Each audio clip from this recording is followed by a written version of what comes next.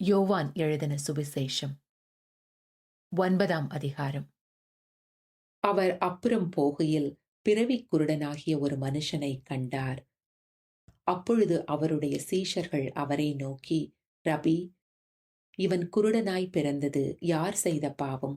இவன் செய்த பாவமோ, இவனை பெற்றவர்கள் செய்த பாவமோ என்று கேட்டார்கள். இயேசு பிரதியுத்தரமாக, அது இவன் செய்த பாவமும் அல்ல, இவனை பெற்றவர்கள் செய்த பாவமும் அல்ல. தேவனுடைய கிரியைகள் இவனிடத்தில் வெளிப்படும் பொருட்டு இப்படி பிறந்தான். பகற்காலம் இருக்கும் மட்டும் நான் என்னை அனுப்பினவருடைய கிரியைகளை செய்ய வேண்டும். ஒருவனும் கிரியை செய்யக்கூடாத ராக்காலம் வருகிறது. நான் உலகத்தில் இருக்கையில் உலகத்திற்கு ஒளியாயிருக்கிறேன் என்றார்.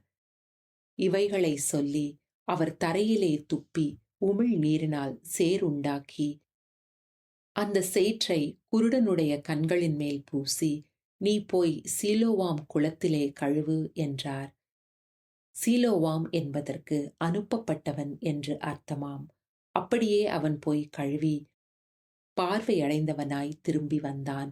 அப்பொழுது அயலகத்தாரும் அவன் குருடனாயிருக்கையில் அவனை கண்டிருந்தவர்களும், இவன் உட்கார்ந்து பிச்சை கேட்டுக்கொண்டிருந்தவன் அல்லவா என்றார்கள்.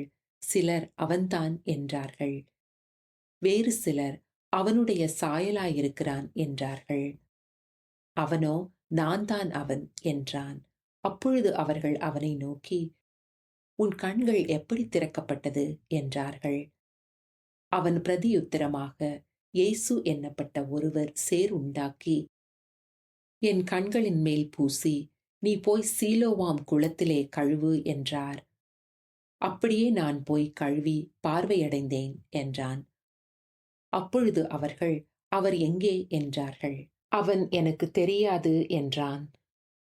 குருடனாயிருந்த அவனை பரிசேயரிடத்திற்கு கொண்டு போனார்கள். இயேசு சேறுண்டாக்கி அவன் கண்களை திறந்த நாள் ஓய்வு நாளாயிருந்தது. ஆகையால் பரிசேயரும் அவனை நோக்கி, நீ எப்படி பார்வை அடைந்தாய் என்று மறுபடியும் கேட்டார்கள். அதற்கு அவன், அவர் என் கண்களின் மேல் சேற்றை பூசினார், நான் கழுவினேன், காண்கிறேன் என்றான். அப்பொழுது பரிசேயரில் சிலர், அந்த மனுஷன் ஓய்வு நாளை கை கொள்ளாததினால் அவன் தேவனிடத்திலிருந்து வந்தவன் அல்ல என்றார்கள். வேறு சிலர், பாவியாயிருக்கிற மனுஷன் இப்படிப்பட்ட அற்புதங்களை எப்படி செய்வான் என்றார்கள். இவ்விதமாய் அவர்களுக்குள்ளே பிரிவினை உண்டாயிற்று. மறுபடியும் அவர்கள் குருடனை நோக்கி, உன் கண்களை திறந்தானே, அவனை குறித்து நீ என்ன சொல்லுகிறாய் என்றார்கள். அதற்கு அவன், அவர் தீர்க்கதரிசி என்றான். அவன் குருடனாயிருந்து பார்வை அடைந்ததை யூதர்கள் நம்பாமல் பார்வை அடைந்தவனுடைய தாய் தகப்பன்மாரை அழைப்பித்து அவர்களை நோக்கி, உங்கள் குமாரன் குருடனாய் பிறந்தான் என்று சொல்லுகிறீர்களே, அவன் இவன்தானா?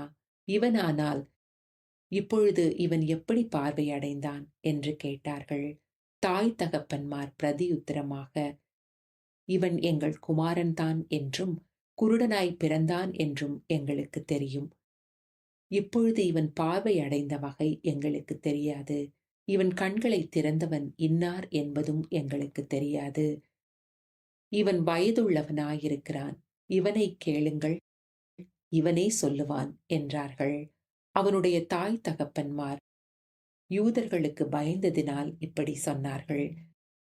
ஏனெனில் இயேசுவை கிறிஸ்து என்று எவனாவது அறிக்கை பண்ணினால் அவனை ஜெப ஆலயத்துக்கு புறம்பாக்க வேண்டுமென்று யூதர்கள் அதற்கு முன்னமே கட்டுப்பாடு செய்திருந்தார்கள். அதன் நிமித்தம் இவன் வயதுள்ளவனாயிருக்கிறான், இவனையே கேளுங்கள் என்று அவன் தாய் தகப்பன்மார் சொன்னார்கள். ஆதலால் அவர்கள் குருடனாயிருந்த மனுஷனை இரண்டாம் தரம் அழைத்து, நீ தேவனை மகிமைப்படுத்து, அந்த மனுஷன் பாவி என்று நாங்கள் அறிந்திருக்கிறோம் என்றார்கள். அவன் பிரதியுத்தரமாக, அவர் பாவியென்று எனக்கு தெரியாது. நான் குருடனாயிருந்தேன், இப்பொழுது காண்கிறேன், இது ஒன்றுதான் எனக்கு தெரியும் என்றான். அவர்கள் மறுபடியும் அவனை நோக்கி, உனக்கு என்ன செய்தான்? உன் கண்களை எப்படி திறந்தான் என்றார்கள். அவன் பிரதியுத்தரமாக, முன்னமே உங்களுக்கு சொன்னேன், நீங்கள் கேளாமற் போனீர்கள். மறுபடியும் கேட்க வேண்டியதென்ன? அவருக்கு சீஷராக உங்களுக்கும் மனதுண்டோ என்றான். அப்பொழுது அவர்கள் அவனை வைது, நீ அவனுடைய சீஷன், நாங்கள் மோசேயினுடைய சீஷர். மோசேயுடனே தேவன் பேசினார் என்று அறிவோம், இவன் எங்கே இருந்து வந்தவன் என்று அறியோம் என்றார்கள். அதற்கு அந்த மனுஷன், அவர் என் கண்களை திறந்திருந்தும் அவர் எங்கே இருந்து வந்தார் என்று நீங்கள் அறியாதிருக்கிறது ஆச்சரியமான காரியம். பாவிகளுக்கு தேவன் செவி கொடுக்கிறதில்லை என்று அறிந்திருக்கிறோம். ஒருவன் தேவ பக்தி உள்ளவனாயிருந்து அவருக்கு சித்தமானதை செய்தால் அவனுக்கு செவி கொடுப்பார். பிறவி குருடனுடைய கண்களை ஒருவன் திறந்தான் என்று உலகம் உண்டானது முதல் கேள்விப்பட்டதில்லையே.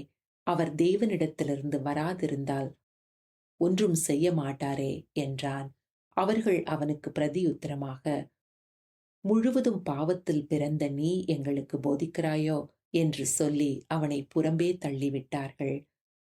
அவனை அவர்கள் புறம்பே தள்ளிவிட்டதை இயேசு கேள்விப்பட்டு அவனை கண்டபோது, நீ தேவனுடைய குமாரனிடத்தில் விசுவாசமாயிருக்கிறாயா என்றார்.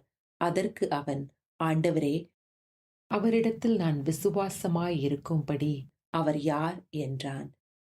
இயேசு அவனை நோக்கி, நீ அவரை கண்டிருக்கிறாய், உன்னுடனே பேசுகிறவர் அவர்தான் என்றார்.